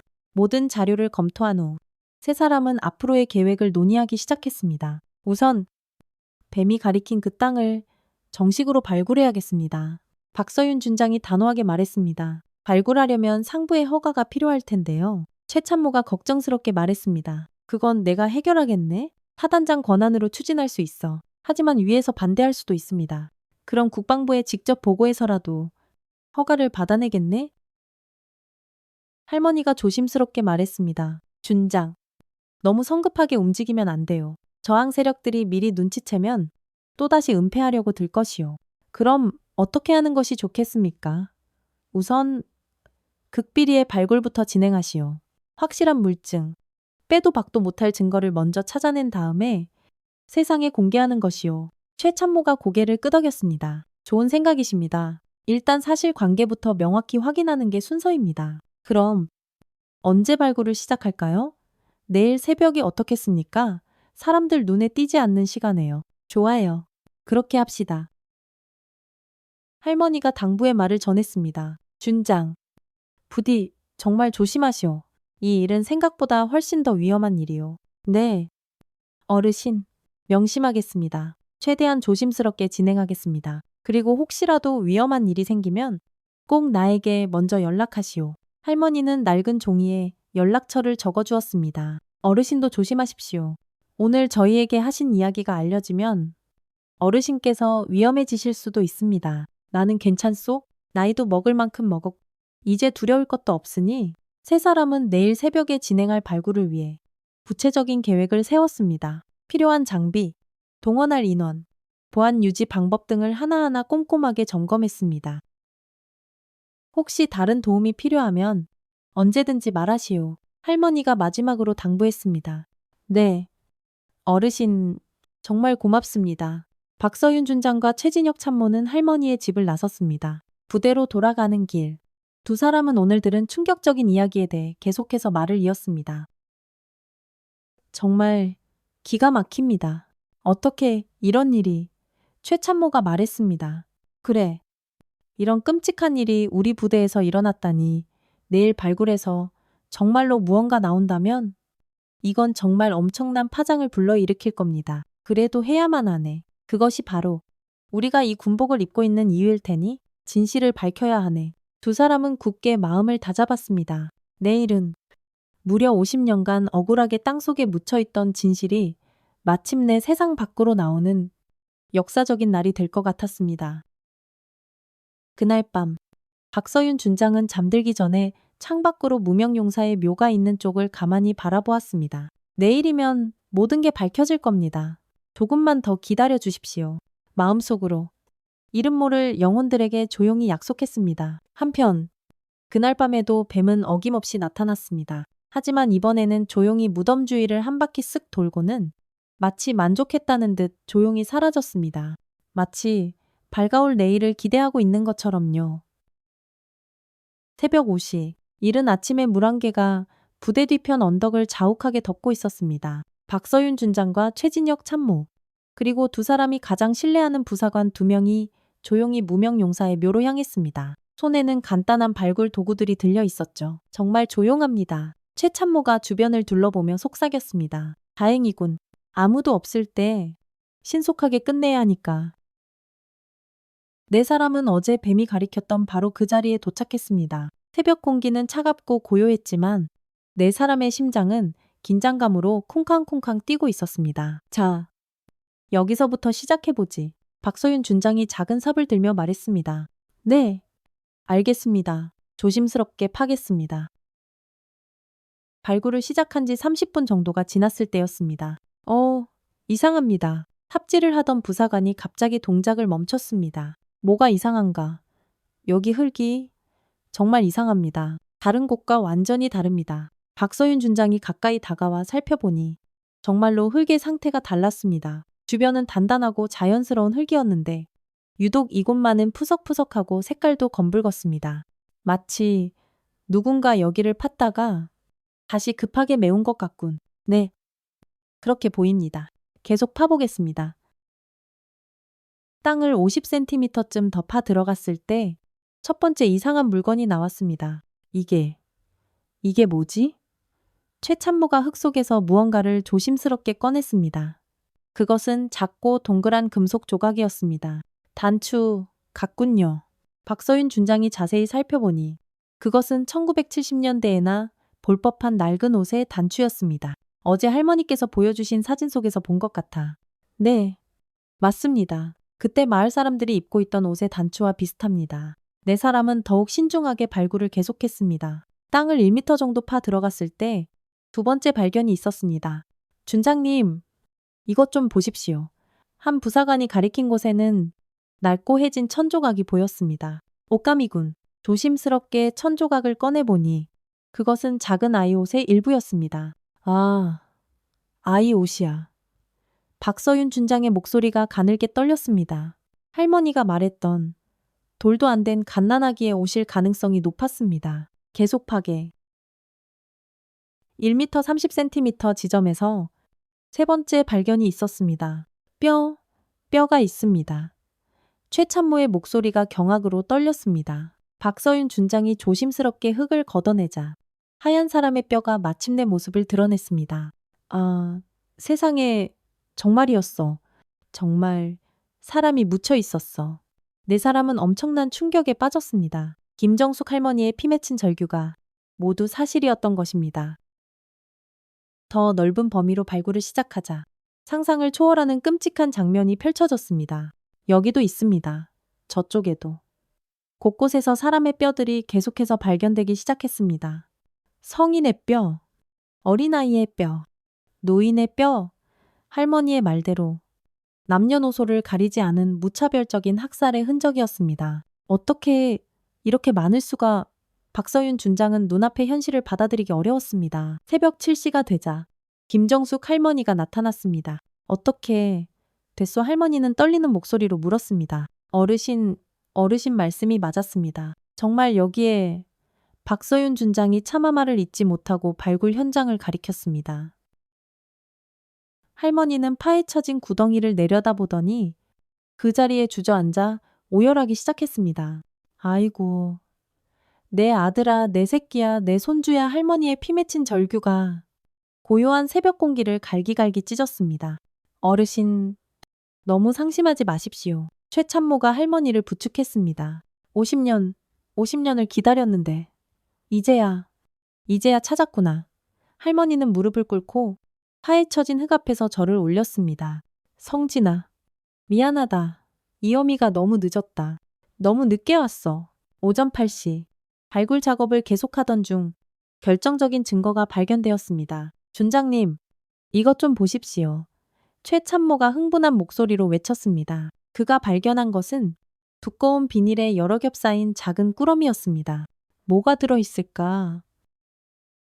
조심스럽게 비닐을 벗겨내자 그 안에서는 놀라운 것들이 쏟아져 나왔습니다. 첫 번째는 낡은 신분증들이었습니다. 이름이 적혀 있습니다. 김성진, 이대호, 김민준. 할머니가 애타게 부르던 그 이름들이 하나씩 확인되었습니다. 정말 이분들이었군요. 두 번째는 빛바랜 사진들이었습니다. 가족 사진, 아이들 사진, 젊은 부부의 사진, 각각의 사진마다 애틋한 사연이 담겨 있었습니다. 이 사진들을 누가 여기에 묻어둔 걸까요? 아마 누군가 훗날을 위해 증거로 남기려고 숨겨둔 것 같습니다. 세 번째는 또 다른 편지였습니다. 이 편지를 발견하는 이에게 나는 이 끔찍한 사건의 목격자이다. 1979년 5월 18일 밤. 이곳에서 무고한 사람들이 군인의 총에 맞아 죽었다. 나 또한 이 일에 가담했지만 평생을 양심의 가책 속에 살고 있다. 언젠가는 반드시 진실이 밝혀지기를 바라며 이 증거들을 여기에 남긴다. 김진우. 할머니께서 말씀하신 바로 그 군인이군요. 박민수 씨가 이런 증거들을 몰래 숨겨두었던 것입니다. 네 번째는 당시 현장을 담은 또 다른 사진들이었습니다. 비닐봉지에 잘 보관된 덕분에 사진들에는 그날 밤의 참상이 너무나 생생하게 기록되어 있었습니다. 이 사진들 너무나 충격적입니다. 박서윤 준장은 분노로 온몸이 떨렸습니다. 다섯 번째는 녹슨 탄피들이었습니다. 여러 개의 탄피가 발견되었는데 모두 군용 소총에서 나온 것들이었습니다.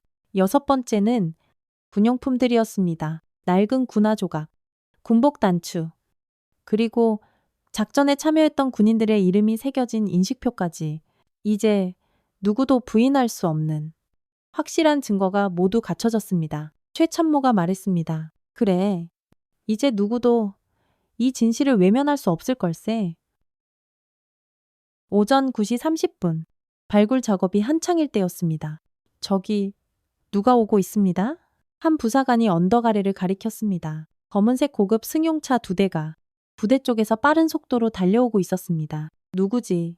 좋지 않은 예감이 듭니다. 차에서 내린 사람들은 말끔한 정장을 입은 중년 남성들이었습니다. 하나같이 굳은 표정이었죠. 당신이 박서윤 준장이요. 그중 한 명이 다가와서 거만하게 물었습니다. 그렇소. 누구신데 이리 무례하시오. 국방부 감찰실에서 나왔소. 남자는 신분증을 대충 보여주었습니다. 무슨 일로 오셨습니까? 부대 내에서 허가도 없이 불법적인 발굴 작업을 하고 있다는 제보를 받고 왔소. 박서윤 준장은 당황했습니다. 제보라니 대체 누가? 제보요? 누가 그런 제보를 했습니까? 그건 말해줄 수 없소. 어쨌든 지금 당장 이 작업을 중단하시오. 왜 중단해야 합니까? 이건 정당한 조사입니다. 허가를 받지 않은 발굴은 명백한 불법이오. 감찰관은 단호하게 말했습니다. 그때 김정숙 할머니가 앞으로 나섰습니다. 불법이라고 이 아래에 내 자식과 내 손주, 내 이웃들이 묻혀 있는데 이게 불법이라고 할머니. 물러서세요. 이건 군사기밀과 관련된 중대한 문제입니다. 군사기밀 민간인들을 집단으로 학살한 게 군사기밀이란 말이오. 할머니의 목소리가 하늘을 찔렀습니다. 감찰관들은 서로 눈짓을 주고받았습니다. 민간인 학살이라니. 무슨 근거 없는 말을 하시는 겁니까? 증거는 여기 차고 넘치오. 자, 당신들 눈으로 똑똑히 보시오. 박서윤 준장이 발굴된 증거들을 가리켰습니다. 감찰관들의 표정이 순식간에 굳어졌습니다. 이 증거들은 국가 안보를 위해 우리가 모두 압수하겠소. 압수요. 무슨 권한으로 우리 증거를 압수한다는 말이오? 국가기밀보호법에 의거한 정당한 조치요. 감찰관들은 강제로 증거들을 빼앗아가려 했습니다. 안 됩니다. 이건 우리가 목숨 걸고 찾은 겁니다. 최참모가 앞을 막아섰습니다. 방해하면 군법회의에 회부될 줄 아시오. 긴장감이 극도로 고조되었습니다. 바로 그때였습니다. 감찰관 중 한 명이 갑자기 비명을 지르며 나자빠졌습니다. 어제 나타났던 바로 그 뱀이 또다시 나타난 것입니다. 하지만 이번에는 달랐습니다. 한 마리가 아니었습니다. 뱀이 여러 마리야. 굵직한 뱀 5마리가 무덤 주변 곳곳에서 동시에 스르르 나타났습니다. 모두 어제 본 뱀과 비슷한 크기와 색깔이었죠. 뱀들은 감찰관들을 향해 일제히 쉬익 소리를 내며 다가가기 시작했습니다. 의학 도망가자 감찰관들은 혼비백산하여 비명을 지르며 달아나기 시작했습니다. 뱀들은 그들이 보이지 않을 때까지 끈질기게 그들을 쫓아갔습니다. 그리고는 아무 일도 없었다는 듯 다시 조용히 무덤 주변으로 돌아왔습니다. 세상에, 뱀들이 우리를 도와주는 것 같습니다. 최참모가 넋을 잃고 말했습니다. 정말 그런 것 같군. 김정숙 할머니가 뱀들을 가만히 바라보며 말했습니다. 저 뱀들은 억울하게 죽은 우리 식구들의 영혼이요. 저 진실을 지키려고 이렇게 나타난 게지. 뱀들은 잠시 세 사람을 바라보더니 다시 무덤 주위를 한 바퀴 쓱 돌고는 조용히 사라졌습니다. 감찰관들이 사라진 후 발굴 작업은 계속되었습니다. 오전 10시부터 오후 2시까지 4시간 동안 더 발굴한 결과 놀라운 사실이 밝혀졌습니다. 총 46구의 유골이 모두 발견되었습니다. 할머니가 말했던 실종자의 숫자와 정확히 일치했습니다. 정말 46분 모두 여기에 계셨군요.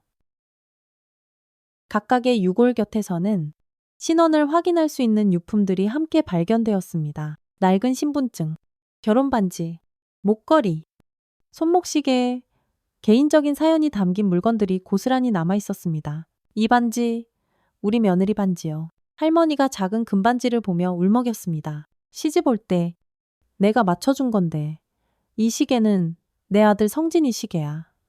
할머니는 유품 하나하나를 확인하며 50년 만에 가족들을 다시 만났습니다. 할아버지의 낡은 안경, 손주의 작은 신발.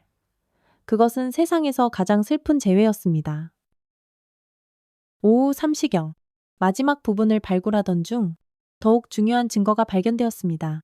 여기 커다란 쇠 상자가 있습니다. 최참모가 흙 속에서 녹슨 금속 상자를 발견했습니다. 상자는 밀봉되어 있어서 내용물이 거의 완벽하게 보존되어 있었습니다. 조심스럽게 상자를 열자 그 안에서는 첫 번째로 완전한 형태의 작전 계획서 원본이 들어 있었습니다. 극비 작전 계획서, 작전명, 빨갱이 소탕작전, 일시 1979년 5월 18일 23시, 장소 연천군 소재 반정부 마을, 목표 반정부 분자 완전 제거, 방법 체포 후 은밀 처리, 참여 부대, 제8사단 특공대, 지휘관, 김모, 대령, 작전 후 처리 완전 은폐. 두 번째로, 작전에 참여했던 군인 25명의 상세한 명단이 있었습니다. 세 번째로는 당시 상황을 담은 사진들이 더 많이 들어 있었습니다. 작전 전, 작전 중, 작전 후의 모든 과정이 섬뜩할 정도로 상세하게 기록되어 있었습니다. 이 사진들은 누가 찍은 걸까요? 아마 작전 결과를 보고하기 위한 기록용으로 찍은 것 같습니다. 네 번째로는 녹음 테이프가 들어 있었습니다. 오래된 카세트 테이프였지만 복원하면 내용을 들어볼 수 있을 것 같았습니다. 다섯 번째로는 희생자들이 마지막 순간에 남긴 것으로 보이는 개인적인 편지들이 수북이 들어 있었습니다. 사랑하는 아내에게 내가 이 편지를 쓰고 있을 때는 아마 곧 죽게 될 것 같소. 무슨 죄를 지었는지도 모르겠지만 이렇게 허망하게 끝나는구려. 부디 아이들을 잘 키워주시오. 사랑하오. 당신의 남편이 어머니께 저희는 아무 잘못도 하지 않았어요. 그런데 군인 아저씨들이 저희를 빨갱이라고 하면서 이제 곧 죽게 될 거래요. 너무 억울해요. 어머니, 부디 건강하세요. 아들, 민준 올림. 피눈물로 쓴 편지들을 읽는 동안 세 사람 모두 뜨거운 눈물을 흘렸습니다. 오후 4시 모든 발굴이 끝나갈 무렵이었습니다. 갑자기 부대 쪽에서 수많은 사람들이 몰려왔습니다. 군인들, 경찰들, 그리고 취재 차량과 언론인들까지. 무슨 일이죠? 박서윤 준장이 놀랐습니다.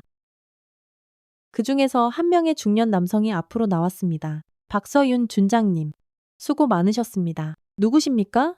국가인권위원회에서 왔습니다. 저는 조사관 이동호입니다. 이동호 조사관은 발굴 현장을 둘러보며 말했습니다. 저희는 이미 모든 상황을 파악하고 왔습니다. 어떻게 아셨습니까? 김정숙 할머니께서 저희에게 미리 연락을 주셨습니다. 할머니가 희미하게 미소를 지었습니다. 혹시라도 방해받을까봐 미리 손을 써뒀지. 어르신 박서윤 준장이 감동한 표정으로 할머니를 바라보았습니다. 이동호 조사관이 계속해서 말했습니다. 이제 이 사건은 국가 차원의 공식적인 조사가 시작될 것입니다. 정말이요. 네. 국가가 나서서 이 억울한 진실을 반드시 규명하겠습니다. 그 말과 함께 언론인들이 벌떼처럼 몰려왔습니다. 준장님, 인터뷰 한 말씀 부탁드립니다. 이 끔찍한 사건에 대해 어떻게 생각하십니까? 지휘하시는 부대에서 이런 일이 일어난 것에 대해 어떻게 생각하십니까? 박서윤 준장은 잠시 숨을 고른 후 카메라를 향해 단호하게 입을 열었습니다. 이것은 결코 일어나서는 안 될 참혹한 비극이었습니다. 이제라도 과거의 잘못을 철저히 인정하고 희생자분들의 명예를 회복시켜 드리는 것이 살아남은 저희의 의무라고 생각합니다.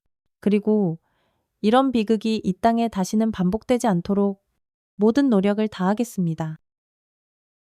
기자들이 계속해서 질문을 던졌습니다. 부대 차원에서는 앞으로 어떤 조치를 취하실 예정입니까? 우선 희생자분들을 위한 성대한 합동 위령제를 거행하겠습니다. 그리고 이곳에 그분들의 억울한 넋을 기리는 추모공원을 조성하겠습니다. 또한 진실규명을 위해 저희가 가진 모든 자료를 투명하게 공개하고 조사에 적극 협조하겠습니다. 김정숙 할머니도 인터뷰에 응했습니다. 할머니, 50년간 어떤 심정으로 살아오셨습니까? 가슴에 한이 맺혔지? 하지만 이제 다 풀렸소.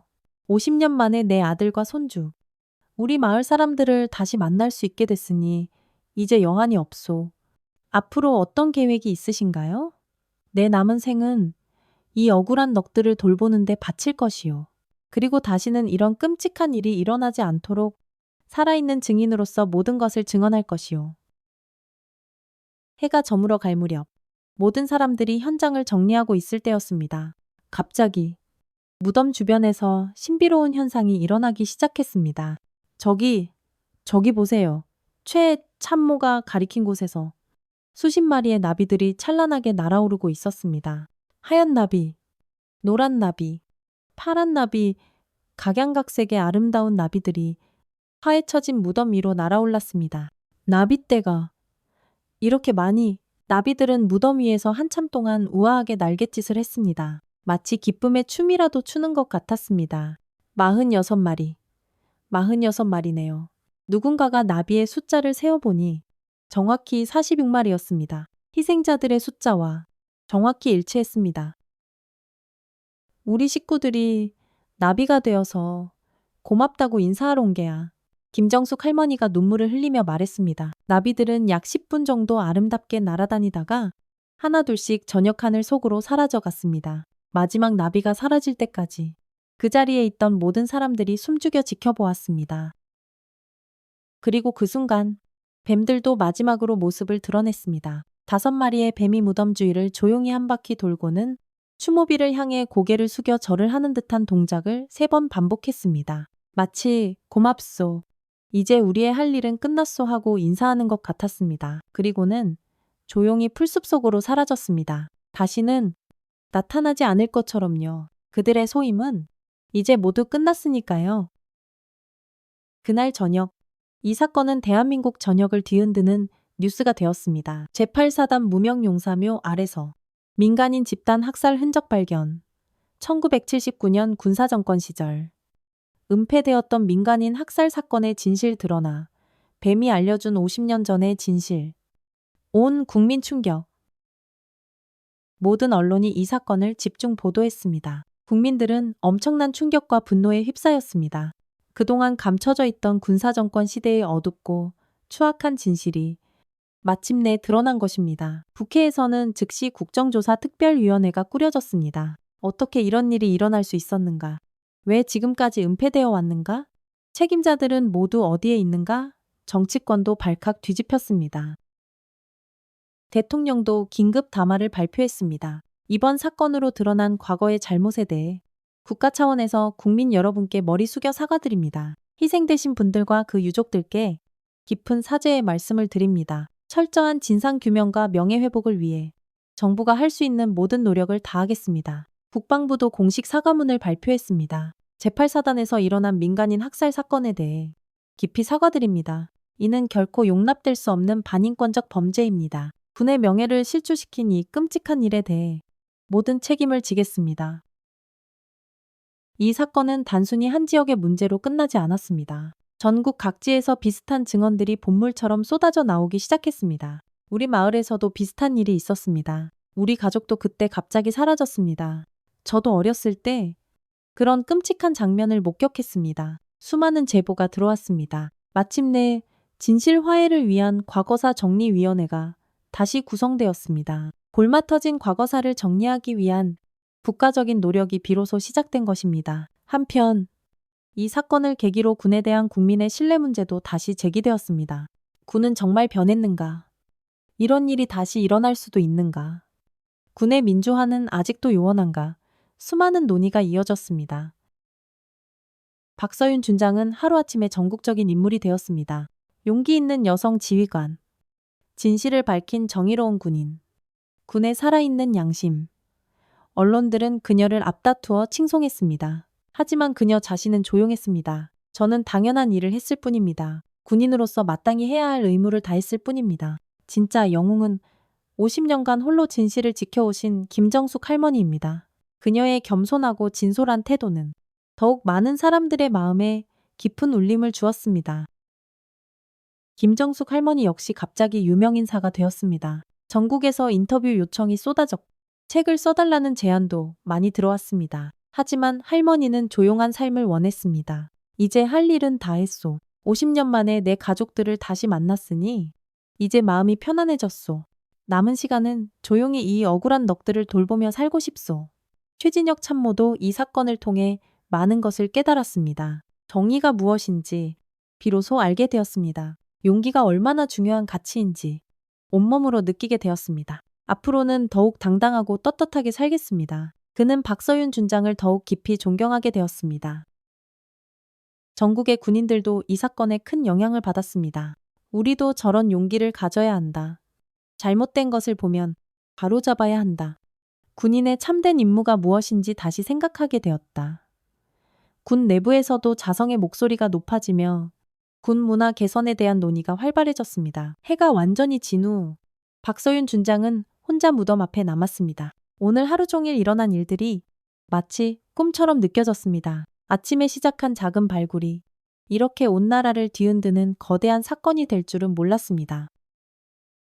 50년 동안 얼마나 기다리셨습니까? 그녀는 파헤쳐진 무덤 앞에서 조용히 말했습니다. 이제 세상이 진실을 알게 되었습니다. 조금이라도 억울함을 풀어드릴 수 있게 되어 정말 다행입니다. 그때 바람이 불어와 소나무 잎사귀들이 바스락 소리를 냈습니다. 마치 영혼들이 그녀의 말에 대답하는 것 같았습니다. 앞으로는 이런 비극이 절대 일어나지 않도록 하겠습니다. 제가 약속드립니다. 그 순간 밤하늘에서 별 하나가 유난히 반짝였습니다. 곧이어 46개의 별들이 모두 함께 반짝이는 것 같았습니다. 억울하게 희생된 영혼들이 하늘에서 고맙다고 인사하는 것만 같았습니다. 박서윤 준장은 조용히 눈물을 흘렸습니다. 진실이 밝혀진 기쁨과 이런 끔찍한 일이 일어났다는 슬픔이 동시에 밀려왔습니다. 이제 부디 평안히 잠드소서.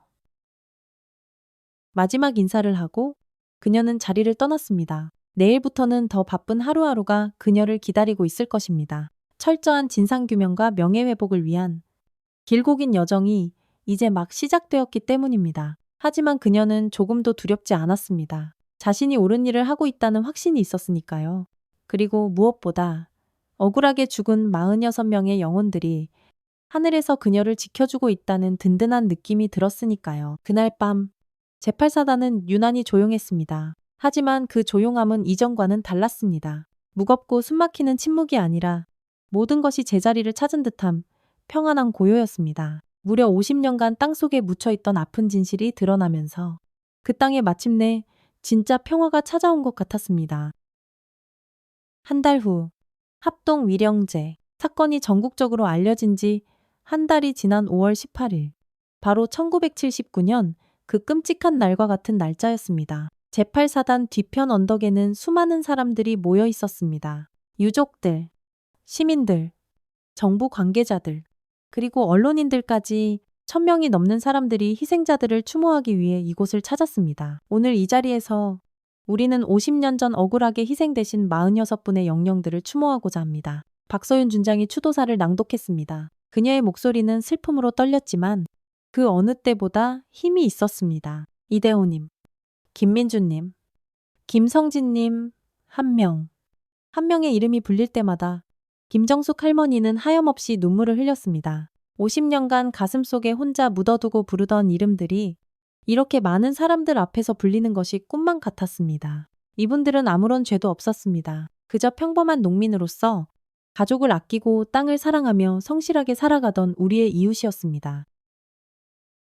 추도사가 계속되는 동안 먹구름이 걷히며 따스한 햇살이 추모단 위로 쏟아져 내렸습니다. 우리는 이분들의 숭고한 희생을 결코 헛되이 하지 않겠습니다. 다시는 이 땅에 이런 비극이 일어나지 않도록 두 눈 부릅뜨고 지켜보겠습니다. 모든 사람들이 묵념을 올렸습니다. 1분간의 길고 무거운 침묵이 흘렀습니다. 묵념이 끝나자 어디선가 슬프고도 아름다운 선율이 울려 퍼졌습니다. 군악대가 연주하는 진홍곡이었습니다.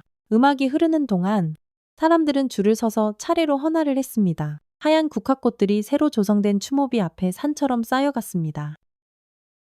기존의 낡은 무명용사의 묘가 있던 자리에는 이제 아름다운 추모공원이 조성되었습니다. 공원 중앙에는 높이 3m의 추모비가 세워졌습니다. 검은 화강암으로 만들어진 비석에는 금색 글씨로 다음과 같은 문구가 새겨져 있었습니다. 1979년 5월 18일 이곳에서 국가의 폭력으로 억울하게 희생된 46분의 영령을 추모하며 다시는 이런 비극이 반복되지 않기를 후세에 굳게 맹세합니다. 추모비 주변에는 소나무와 벚나무가 심어졌습니다. 봄이 오면 하얀 벚꽃이 피어나 희생자들의 넋을 위로할 것입니다. 공원 한쪽에는 작은 기념관도 건립되었습니다. 그곳에는 사건의 전말을 보여주는 모든 자료들이 전시되어 있었습니다. 김정숙 할머니가 50년간 피눈물로 모아온 사진들, 편지들, 증언들, 모든 것이 역사의 산 증거로 영원히 보존되었습니다. 이제야 사람들이 와서 진실된 역사를 배울 수 있겠구먼. 할머니는 기념관을 둘러보며 뿌듯한 미소를 지었습니다. 모두 어르신 덕분입니다. 어르신께서 포기하지 않으셨기에 이 모든 일이 가능했습니다. 박서윤 준장이 할머니의 손을 잡으며 말했습니다. 아니요. 준장님처럼 용기 있는 분이 계셨기에 가능했던 일이요. 이 사건을 계기로 국가 차원의 과거사 정리는 본격적으로 시작되었습니다. 국회에서는 과거사 진실규명 특별법이 제정되었습니다. 군사정권 시대에 일어났던 모든 인권침해 사건들을 전면적으로 재조사하기 위한 법적 근거가 마침내 마련된 것입니다. 제8사단 사건은 빙산의 일각일 뿐입니다. 진실화의 위원회 위원장이 기자회견에서 말했습니다. 전국적으로 비슷한 사건들이 더 있을 것으로 추정됩니다. 단 하나도 남김없이 모든 진실을 밝혀내겠습니다. 실제로 전국 각지에서 유사한 제보들이 계속해서 들어왔습니다. 우리 마을에서도 그런 일이 우리 아버지도 그때 행방불명됐다.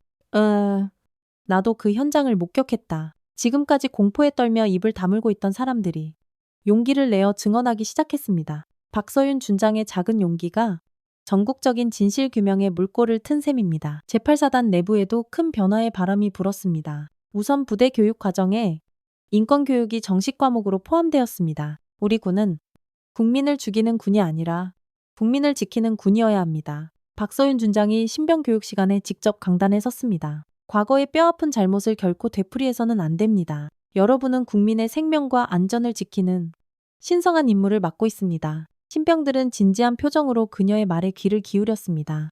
이들에게 제8사단의 과거사는 뼈에 새겨야 할 생생한 교훈이 되었습니다. 또한 부대 내에 인권상담실이 새로 설치되었습니다. 장병들이 부당한 대우를 받거나 인권 침해를 당했을 때 언제든지 익명으로 상담받고 보호받을 수 있는 공간이었습니다. 가장 작은 것부터 하나씩 바꿔나가겠습니다. 최진혁 참모가 인권상담실의 책임자가 되었습니다. 이번 사건을 통해 그는 인권의 소중함을 누구보다 깊이 깨달았기 때문입니다. 부대 곳곳에는 인권 존중 표어들이 게시되었습니다. 인간의 존엄성을 지키자. 작은 차이도 소중히 여기자. 서로를 존중하는 따뜻한 부대를 만들자. 부대의 분위기가 완전히 달라지고 있었습니다. 이 사건을 통해 박서윤 준장은 더욱 성숙한 지휘관으로 성장했습니다. 처음에는 그저 이상한 뱀 한 마리라고만 생각했습니다. 그녀는 훗날 한 인터뷰에서 이렇게 회상했습니다.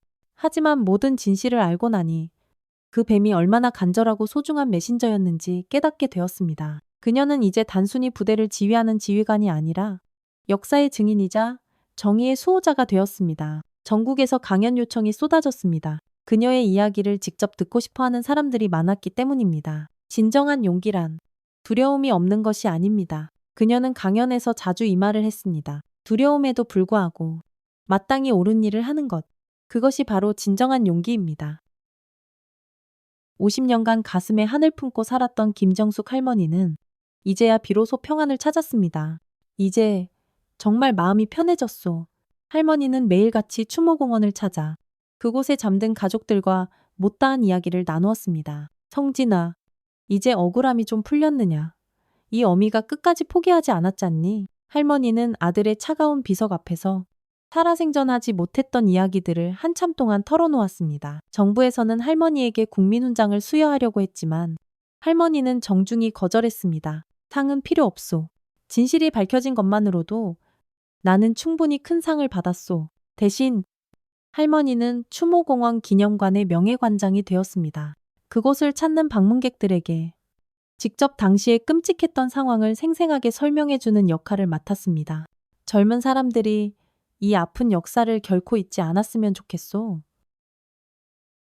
최진혁 참모는 이 사건을 통해 완전히 다른 사람이 되었습니다. 솔직히 고백하자면 전에는 그저 위에서 시키는 대로 명령만 잘 따르면 되는 줄 알았습니다. 그는 말했습니다. 하지만 이제는 압니다. 무엇이 옳고 그른지 내 양심에 따라 스스로 판단하고 행동해야 한다는 것을요. 그는 부대 내 인권 교육의 최고 강사가 되었습니다. 자신의 뼈아픈 경험을 바탕으로 후배들을 진심으로 가르쳤습니다. 여러분도 언젠가는 어려운 선택의 순간을 마주하게 될 겁니다. 그때 부디 올바른 선택을 할 수 있는 용기를 기르십시오.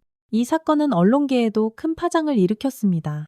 우리가 그동안 얼마나 많은 진실을 놓치고 있었는가. 많은 기자들이 깊이 반성했습니다. 탐사 보도팀들이 활성화되었고 과거사 관련 심층 기사들이 연일 쏟아져 나왔습니다.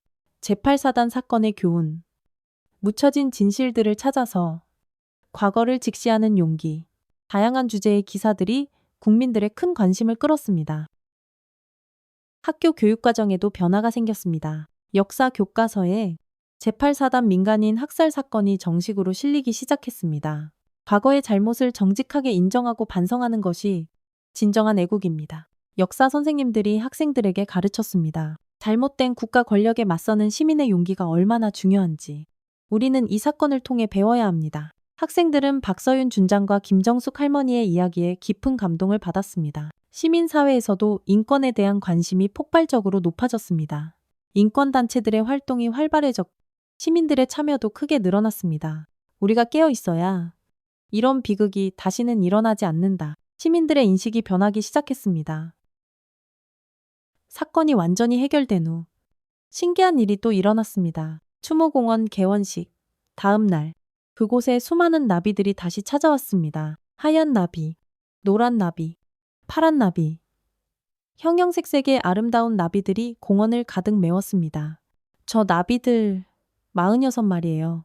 누군가가 세어보니 정확히 46마리였습니다. 나비들은 하루 종일 공원 위를 훨훨 날아다녔습니다. 마치 즐거운 축제를 벌이는 것 같았습니다. 그리고 해가 질 무렵 나비들은 하나둘씩 하늘로 날아올랐습니다. 마지막 나비까지 모두 사라진 후 뱀이 나타났습니다. 처음에 나타났던 바로 그 뱀이었습니다. 뱀은 추모비 앞으로 천천히 다가왔습니다. 그리고는 추모비를 향해 고개를 숙여 절을 하는 듯한 동작을 3번 반복했습니다. 마치 이제 모든 게 끝났다. 고맙다고 마지막 인사를 하는 것 같았습니다. 그 후 뱀은 조용히 뒤돌아서서 풀숲 속으로 영원히 사라졌습니다. 다시는 나타나지 않았습니다. 할 일을 모두 마쳤으니까요. 사건이 일어난 지 1년이 지났습니다. 추모공원은 이제 많은 사람들이 찾는 살아있는 역사 교육의 장이 되었습니다. 매일같이 학생들과 시민들이 찾아와 아픈 역사를 배우고 희생자들을 추모했습니다. 김정숙 할머니는 여전히 기념관에서 방문객들을 맞이했습니다. 할머니, 그때 정말 무섭지 않으셨어요? 한 어린 학생이 물었습니다. 무서웠지. 하지만 진실을 포기할 수는 없었단다. 왜요? 억울하게 죽은 사람들이 저승에서도 편히 눈을 감지 못하고 있었으니까. 할머니의 이야기를 들은 학생들은 진지한 표정이 되었습니다. 할머니, 우리도 할머니처럼 용감한 사람이 될 수 있을까요? 물론이지. 그럼 용기란 건 타고나는 게 아니란다. 어려운 순간에 조금씩 키워나가는 거란다. 박서윤 준장은 여전히 제8사단장으로 근무하고 있었습니다. 하지만 이제 그녀는 단순한 지휘관이 아니었습니다. 전국의 모든 군인들이 존경하는 정신적 지주가 되었습니다. 준장님 같은 분이 계셔서 우리 군에 희망이 있습니다. 후배 장교들이 자주 하는 말이었습니다. 그녀는 지금도 매일 아침 추모공원을 찾아 희생자들에게 조용히 인사를 올렸습니다. 오늘도 평화로운 하루가 시작됩니다. 당신들의 희생이 결코 헛되지 않도록 하겠습니다. 하울리. 최진혁 참모는 이제 소령으로 진급했습니다. 그는 부대의 인권교육 전담관이 되어 후배들을 가르치고 있었습니다.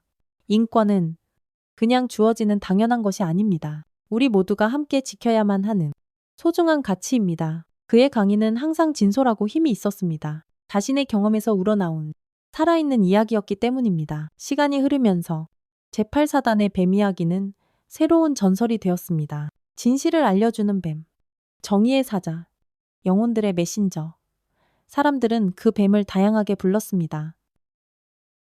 그리고 전국 각지에서 비슷한 이야기들이 들려오기 시작했습니다. 우리 마을에도 이상한 뱀이 나타났다. 하이쇼관유! 그 뱀이 가리킨 곳에서 억울하게 죽은 유골이 발견됐다. 하이쇼관유! 마침내 진실이 밝혀졌다. 제8사단의 뱀이 전국적인 진실 규명의 상징이 된 것입니다. 과학자들은 이런 현상을 합리적으로 설명하려고 애썼습니다. 뱀은 땅의 진동을 매우 민감하게 감지하는 동물입니다. 따라서 땅속에 유골과 같은 이상 물질이 있으면 뱀들이 먼저 반응할 수 있습니다. 하지만 많은 사람들은 과학적인 설명보다는 신비로운 의미를 더 믿고 싶어 했습니다. 억울하게 죽은 영혼들이 뱀의 몸을 빌려 도움을 요청한 거야. 위대한 자연도 인간의 부정의를 더는 참지 못한 거야. 어떤 설명이 맞든 한 가지 사실만은 분명했습니다. 그 이름 없는 뱀 한 마리가 무려 50년간 땅속에 묻혀있던 거대한 진실을 세상 밖으로 끌어냈다는 것이었습니다. 제8사단 사건은 특히 젊은 세대에게 큰 교훈을 주었습니다. 과거를 모르는 민족에게 미래는 없다. 진실을 외면하면 한 걸음도 앞으로 나아갈 수 없다. 작은 용기 하나가 세상을 바꿀 수 있다. 젊은이들은 이런 교훈들을 가슴 깊이 새겼습니다. 대학가에서는 제8사단 스터디가 유행처럼 번졌습니다. 아픈 과거사를 함께 공부하고 현재를 성찰하며 더 나은 미래를 준비하는 모임이었습니다. 우리도 언젠가는 용기 있는 선택을 해야 할 때가 올 거야. 그때를 위해 지금부터 준비해야 해. 젊은이들의 의식이 달라지고 있었습니다. 전국의 군인들에게도 이 사건은 큰 의미로 다가왔습니다. 군인의 참된 임무가 무엇인지 알게 됐다. 맹목적인 명령보다 인간의 양심이 우선이다. 국민을 지키는 것이 우리의 유일한 사명이다. 군 간부들을 대상으로 한 인권교육이 대폭 강화되었습니다. 박서윤 준장은 전국을 돌아다니며 강연을 했습니다. 여러분은 무기를 든 시민입니다. 결코 국민을 해치는 무기가 되어서는 안 됩니다. 진정한 강함은 약자를 짓밟는 것이 아니라 약자를 보호하는 것입니다. 군 문화가 아주 조금씩이지만 분명히 바뀌기 시작했습니다. 일반 국민들도 이 사건을 통해 많은 것을 배웠습니다. 우리가 항상 깨어 있어야 한다. 아무리 작은 목소리라도 결코 포기해서는 안 된다. 진실은 언젠가 반드시 드러난다. 시민의식이 한 단계 더 성숙해졌습니다. 이 사건을 계기로 대한민국의 많은 제도들이 개선되었습니다. 과거사 진실규명기구가 상설화되었습니다. 군인권 보호체계가 대폭 강화되었습니다. 시민사회의 감시 역할이 제도적으로 보장되었습니다. 이제 같은 비극은 결코 다시 일어나지 않을 것입니다. 정부 관계자들이 자신있게 말했습니다. 사회 전반의 인권의식이 높아졌습니다. 차별과 폭력에 대한 관용도가 현저히 낮아졌고 약자를 보호하려는 사회적 연대의식이 강해졌습니다. 모든 생명은 소중하다. 작은 차이도 존중해야 한다. 다 함께 더불어 살아가는 세상을 만들자. 이런 가치들이 사회 곳곳에 뿌리내리기 시작했습니다. 한국의 과거사 정리 노력은 국제적으로도 큰 주목을 받았습니다. 한국이 보여준 진실규명의 의지는 전 세계의 모범이 될 만합니다. 국제인권기구들이 높이 평가했습니다. 다른 나라들도 한국의 사례를 벤치마킹하기 시작했습니다. 대한민국은 과거사 정리의 모범 국가로 인정받게 되었습니다. 사건이 일어난 지 5년이 지났습니다. 추모공원은 이제 국가적인 성지가 되었습니다. 매년 5월 18일이면 전국에서 수많은 사람들이 찾아와 추모제를 지냅니다. 김정숙 할머니는 85이 되었지만 여전히 정정했습니다. 5년 전, 바로 그날이 생각나는구먼. 할머니는 박서윤 준장과 함께 추모비 앞에 서서 예시를 회상했습니다. 그때 그 뱀이 나타나지 않았다면 어떻게 됐을까요? 영원히 땅속에 묻혀 있었겠지. 하지만 진실은 언젠가는 드러나게 되어 있소. 아무리 깊이 묻어도 결국에는 말이오. 박서윤 준장은 이제 투스타, 소장으로 진급했습니다. 하지만 여전히 제8사단을 떠나지 않고 있었습니다. 이곳이 저에게는 아주 특별한 곳입니다. 제가 진정한 군인이 무엇인지 이곳에서 비로소 배웠으니까요. 최진혁 참모는 이제 중령이 되어 다른 부대의 부대장으로 부임했습니다. 하지만 여전히 자주 이곳을 찾았습니다. 제 인생을 통째로 바꾼 곳입니다. 여기는 오후 4시 하늘에서 구름이 걷히며 따뜻한 햇살이 내려왔습니다. 바로 그때 멀리서 나비 한 마리가 날아왔습니다. 눈부시게 하얀 나비였습니다. 나비는 추모비 주변을 한 바퀴 빙돌더니 세 사람 앞에서 잠시 머물렀습니다. 마치 반갑게 인사라도 하는 것 같았습니다. 그리고는 하늘 높이 훨훨 날아올라 사라졌습니다. 아직도 저희를 지켜보고 계시는 것 같습니다. 할머니가 하늘을 바라보며 말했습니다.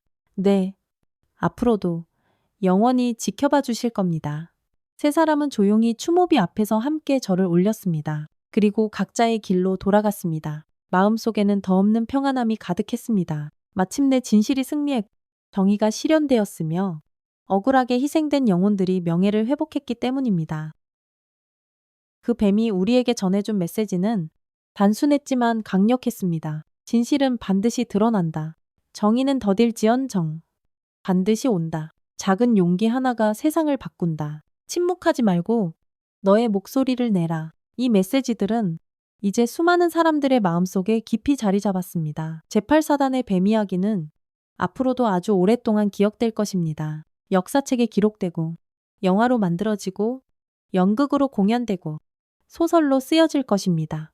하지만 무엇보다 중요한 것은 그 정신이 우리 가슴 속에 계속해서 살아 숨쉰다는 것입니다. 진실을 추구하는 정신, 정의를 실현하려는 의지, 약자를 보호하려는 따뜻한 마음, 이런 고귀한 가치들이 사람들의 마음속에 계속 살아있는 한 그 뱀의 메시지는 영원할 것입니다.